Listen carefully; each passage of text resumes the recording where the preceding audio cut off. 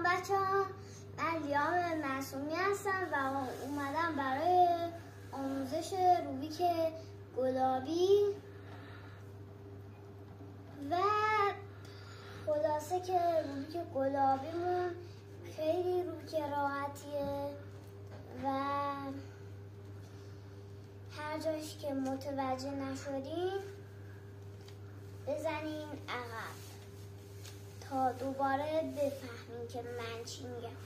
خب بریم روبیکو خراب کنیم ببینیم که چه اتفاقایی قراره بیفته.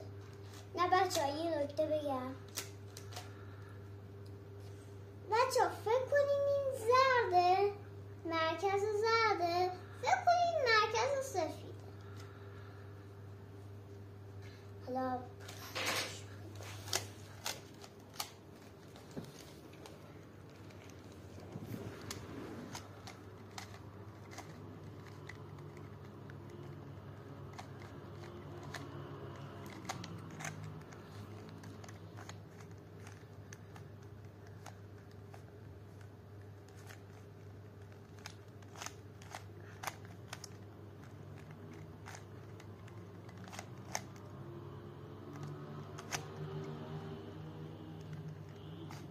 بچه روبیکتون رو خراب که کردین این شکلی میشه، یکم حجمیه و میریم حلش. مرحله اول باید کراسمون رو درست کنیم. الان یکم دوباره خرابترش بکنم.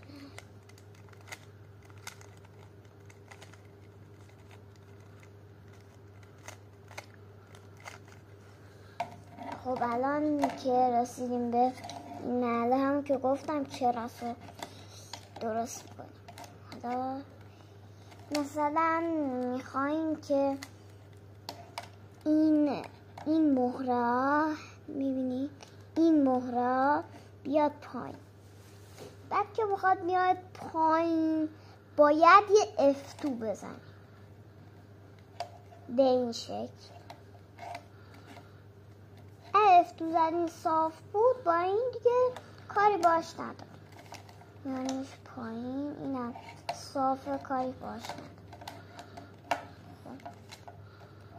حالا اینو یه کار میکنم یه جور دیگه بشه.